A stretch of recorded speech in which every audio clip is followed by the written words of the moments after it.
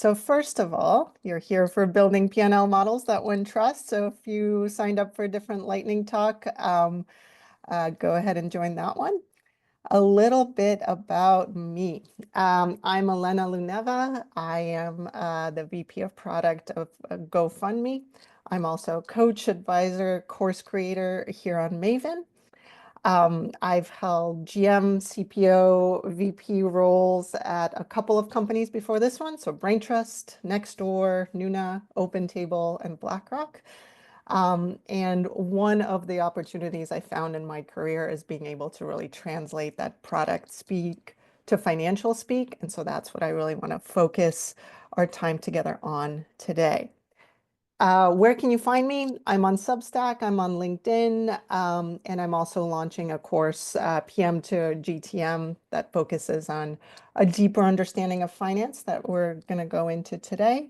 Also, go to market. How do you think about not only shipping great products, but making sure you position them well and they are paid for and absorbed by the market, as well as executive presence. We always have that.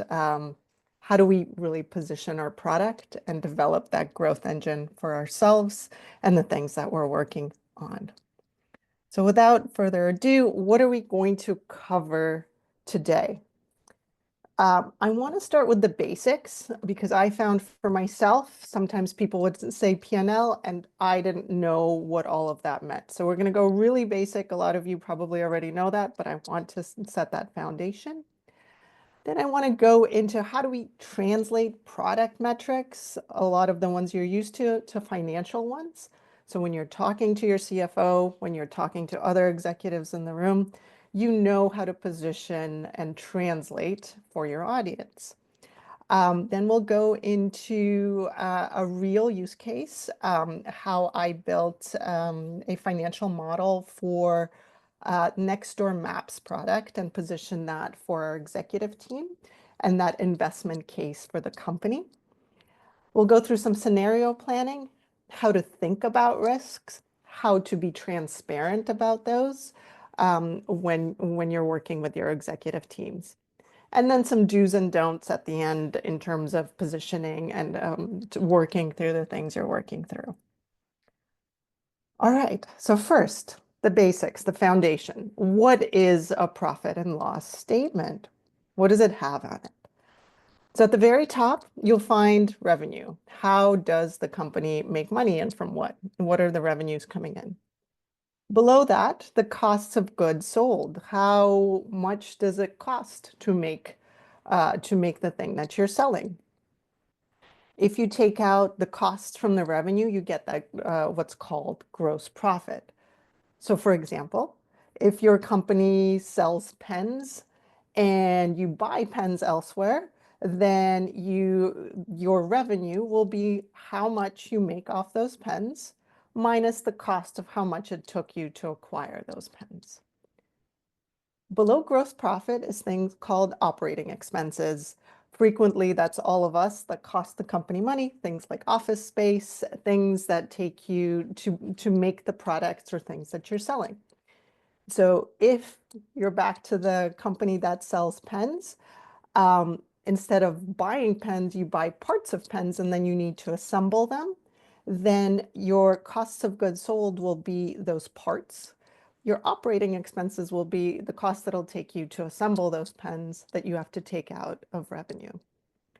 Operating profit is what's also called the EBITDA, and what you've probably heard your executives talk about. If we then take out things like taxes, depreciation, interest out of that, then you get your net income. So again, these are foundations for profit and loss. You all probably know this, but wanted to reground us in the foundation. So then you and how you think about your product, how you think about your product metrics, we're all grounded, if we're in consumer specifically, DAU, MAU, so that those daily active users. Your CFO is not going to care about that. What does that mean to them? Revenue potential. That means if you get more users, depending on how your company monetizes, that's your revenue potential. If you get more eyeballs for your ads product, your customers will pay more for your ads product. right? We also think in retention. We think in engagement. So what is retention? Lifetime value. It costs you something to get your customer. What is your payback period? Retention plays a lot into that. Engagement. So if your company brings customers back, that's revenue per user. If they engage longer with your product and you monetize through advertising, you're more likely to sell more ads. Things like feature usage, cost efficiency, support tickets, operating expenses, etc. So you get the trend. Like we are frequently versed in what we're supposed to be versed in, the product metrics. This is how we talk to our engineering, product, data, design partners.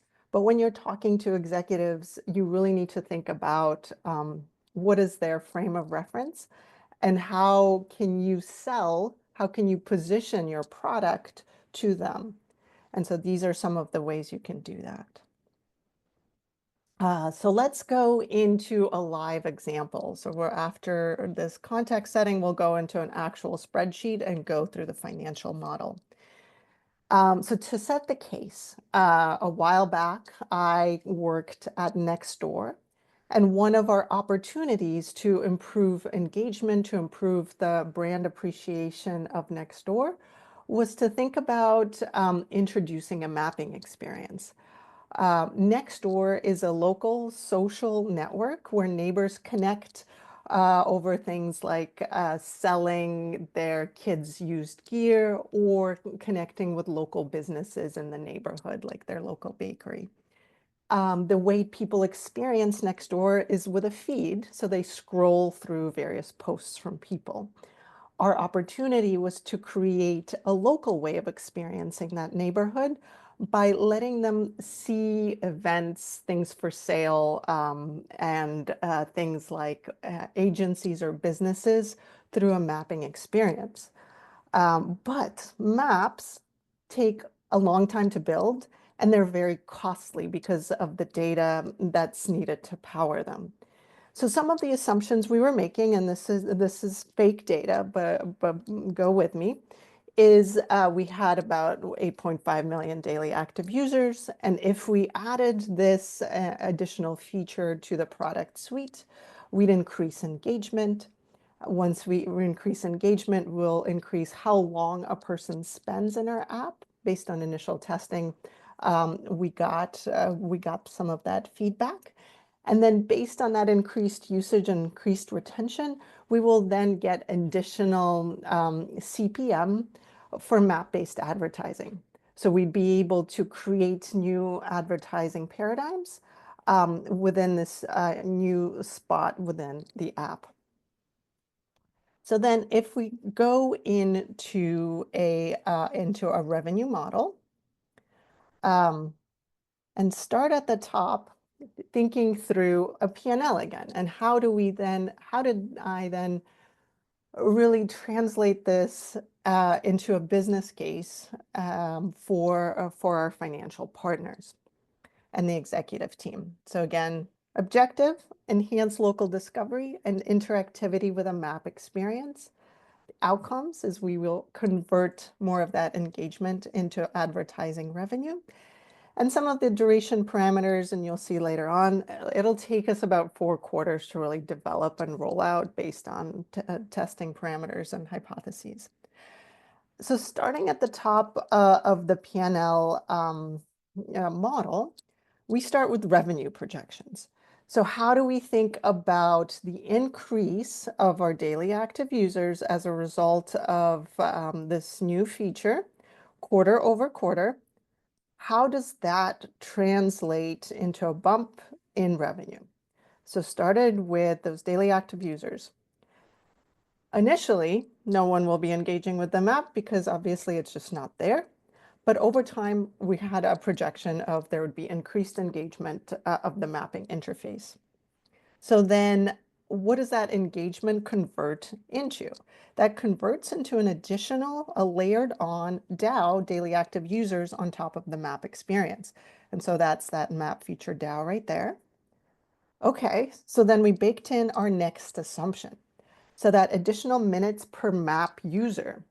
as we get more interactive features, as we get advertising, for example, a deal when you're nearby, it becomes more engaging. So that means the additional minutes per user increase over time as well. And of course, these are all assumptions. We'll look at scenario planning later. Okay, so then we have these additional engaged users spending more time on our app. How does that convert into ad revenue? So we can convert ad impressions per minute into specific impressions, and that CPM, cost per 1,000 impressions, for those engaged users, and really start converting that into dollars for the revenue. So again, really connecting your thinking around engagement, retention, DAU, the things you're pushing into what is that in terms of revenue for the company, so you can have those conversations with your stakeholders. So then we have the map ads revenue right here as a combination of additional DAU, additional minutes spent, and what is that cost for cost per ad spend.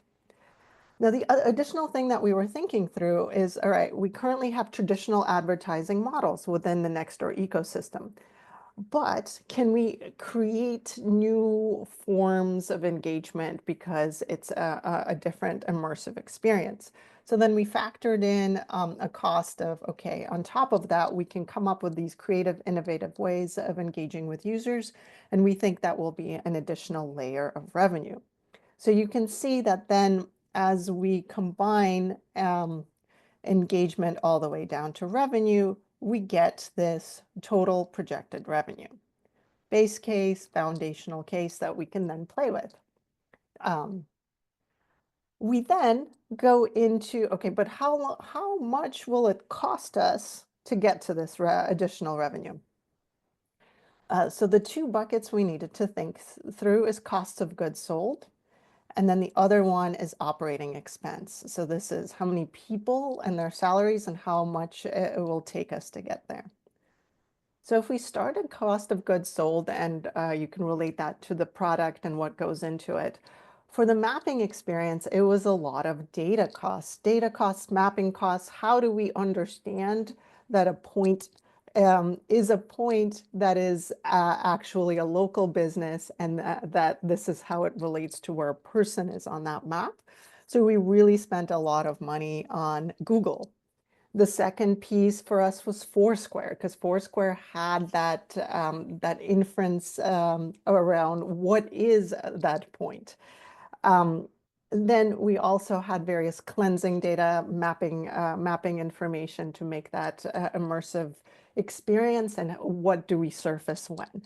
So a lot of our costs of goods sold for creating a mapping experience was data and storing data, massaging data, and really rendering it in a much more X and Y axis rather than as you think of a feed, it's all up and down.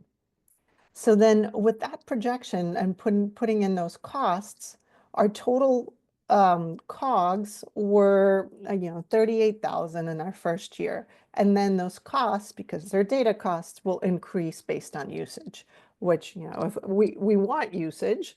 And so the fact that it correlated with usage, we could adjust this and adjust our assumptions based on how much usage there would be of the maps experience. So if we go back to our P&L definition, we take out COGS, we get to gross profit. Okay, so not making much money until about Q4, and we still haven't really factored in the people costs of getting there. Now we get into operating expenses. So those operating expenses really are people. It could, you can add things here like costs of office space, et cetera. This is just an illustrative example. So for example, in the sense of mapping, we needed engineering, we needed product management, we needed design, QA testing, marketing support. And so what that gets us to is total operating expense. So if we go back to the P&L model, we have our revenue, we have our cost of goods sold. We now factored in the who and the cost of the who to put together our pen, or in this case of a software example, our map, to then have our total operating expense. And when we take that out, we get our operating profit, or EBITDA. And as you see, as you factor all of these things in, your revenue becomes much smaller, or in our case, in year one, negative. So it was, and sometimes as product managers, we're like, oh my gosh, we shouldn't tell people this, but you need to. And that is what's going to really make you much more like apparent as a leader of a surface when you start understanding the financial implications of taking a project on. That innovation is costly, and so we as a company need to really think through that. So then we get into just the key business metrics. So the project development stage, when we think through it, and how do we really get to the net revenue and net revenue acceleration down here, that depending on our phases, we really got to a cumulative investment of about $1 million over that first year. And then as we get to year 2, year 3, those numbers become different. And the project ROI, really 2 years in, is 1.3x. So then as executives at the company, you're giving them an opportunity to think about your product space in much more of a portfolio strategy. This one, if we invest in it, it is not going to give us a yield this year. Are we okay with that? Are we okay with that, to think about that bet as a Horizon 2 or a Horizon 3 project that will yield in H2 or H3 and position us in a much more competitive state? That is the conversation you start having. So as we think through that, the next piece really is scenario analysis. So all of the things we went through up top were assumptions. You're assuming that more people will use your product. You're assuming that this is how many people it will take to get there. You are assuming that your data costs, won't balloon. Those are all assumptions. So what scenario planning helps you do is really think through those assumptions and that budgeting, so that you can make trade-offs in terms of what you will take on, what you won't take on in a specific year. And as you get smarter quarter over quarter, to understand where you need to pivot and where you need to allocate resources, and when you need to raise your hand and say, you know what, we're off track, but here's my option set that I already thought about, and here's what we need to pivot to. So when you're doing scenario analysis, you need to think about those various business cases, the base case that we walked through. But what if you have higher adoption? What are some of those leading indicators that you can potentially invest more, hire more, so you can get more engaging features, or faster new ad models, so you can get that revenue faster? But what if you have lower adoption, and factor that into the costs and say that, your ROI at 2-year mark is still going to be negative? That is really important to know, and really important to know a quarter, 2 quarters in, so you can have those conversations. Because the worst thing, the least favorite thing for everybody, including yourselves, but also your executive stakeholders, is surprises. You don't want to be at a 0.8x ROI 2 years into a project investment, when what you were saying was 1.3x. So know those, have those metrics, have those dashboards set up, so you are aware of those leading indicators. Other things, we already looked at the COGS.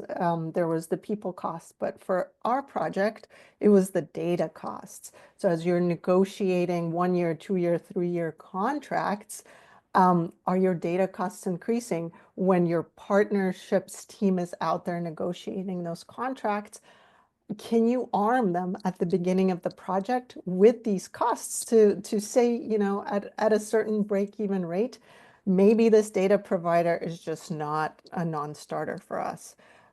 So thinking through what if our data costs increase can help you have those negotiation decisions. And then, if you're adding innovative or if you're layering in slices of value, slices of revenue, thinking about what those are and what are some of those acceleration points, because you can get a positive surprise is going from 1.3 to 1.8, but what are those pivot points to bring in more people, bring in more data? What is it to kind of prioritize those and get to those faster? Um, so that's a little bit about scenario analysis. Then just thinking about risks. I know we all hate risks, but they come. Sometimes you don't see them coming. For example, everybody was surprised by COVID, and we did need to, we needed to throw out all these plans, but at least we had that system in place where we can then adjust and figure out a new direction. So risk factors, things like your current forecast, your scenario analysis, knowing what your levers are, your marketing, your product, your go-to-market, your pricing levers are, and considering those as risk factors. Opportunities, if you're seeing those additional values of, getting to value for users faster, putting in those opportunities and thinking through those, like simplifying scope or using different alternative providers. And then leveraging all of this, your P&L, your scenario analysis, into really a business case or a project investment case. So you have the numbers and you understand what goes into those numbers. So you can talk in a financial way to your stakeholders, but also be able to adjust and prepare to adjust as things come up. So a lot of information. I will share this template with you all so you can spend some time with it and really figure out how you can think about your opportunity and your product in a similar way. So what I wanted to spend sort of the last 5 minutes on is just really positioning you as that expert and that financial speak to your executive team. So executive communication tips. What I see a lot with my team, with the people I coach, with myself, is that because we're so close to our features, that is what we want to talk about. Because when we're in product engineering discussions, we talk about DAO, we talk about retention metrics. We forget that when we talk to a different audience, like our executive audience, that they don't understand that. They're not in those details. They don't care about that. So really moving to speaking from a perspective of how do my features or how does the thing I want to build, how is that going to move the company? So getting yourself out of working in the company to that thinking of working on the company. All right, if I launch a mapping experience, it will enable the company to triple our revenue, provide an engaging experience, a positive engaging experience, and that will translate into growth in users, growth of engagement, and growth in revenue for the company. It's not about the Maps experience, it's about that. Connect it to the company strategy. So if your company is all about neighbors and neighbor engagement and immersive experience, talk about your features from that perspective. With scenario planning, just really think about those scenarios and have paths and pivots for yourself and your product positioning so that as you get smarter a quarter later, as you get new data points, as there's a market shock in that inevitably comes, you're able to adjust and not from a reactive panic way, but in a, hey, I thought about this and I thought about this option. So this is what we're going to do. And so have those discussions with that foundation. And then each of your executive stakeholders tends to have their own priorities. Is it storytelling? Is it finance? Is it something else? So really think about your positioning, your product, as in the context of your stakeholders and how they think about it. And of course, don't ignore the financial realities. You really understanding the ins and outs of your company's business model will help you enter a company and not just, rip and replace or use what's worked for you before, because what's worked for an ads model isn't going to work for a subscription model, isn't going to work or will work differently for a transaction model. So just readjust to the new context. And then just some P&L mistakes to avoid. Back to that underestimating costs. There's the costs, the software costs. There's the people costs, and they all tend to be high. That optimistic revenue projection. So have that muscle of what are the three cases, and what are we going to do in a market downturn if there's something another shock that happens, so that you're prepared for it and you're not surprised by it. Things like seasonality and timing. Sometimes launching a mapping experience when it's snowing, might be less engaging than starting with a place where it isn't snowing. So having that seasonality and timing baked in helps you just be much more prepared with your audience. And then lean on finance. Like finance is there to help you. So if you have these questions, it's better to get smarter about them earlier. And of course, just the wrong metrics for your business model. So it's something I talked about earlier, but if your business model is ads, putting in a transactional model or thinking about it in that different way, it isn't necessarily going to help you. And so you're going to run into some problems based on that. All right, so thank you all so much for this lightning in all full sense of the word dive into finance. I'm Elena Luneva. This is where you can find me. If you liked what you heard, or if you think there's a better way that you can consume information and learn, please fill out that survey. Just screenshot that QBR code and just provide me that information. And if you want to work with me and learn from me further, I am teaching a go-to-market course, PM to GTM course in April, really focusing on not only shipping great products, but making sure they're adopted in the market. That financial acumen that we just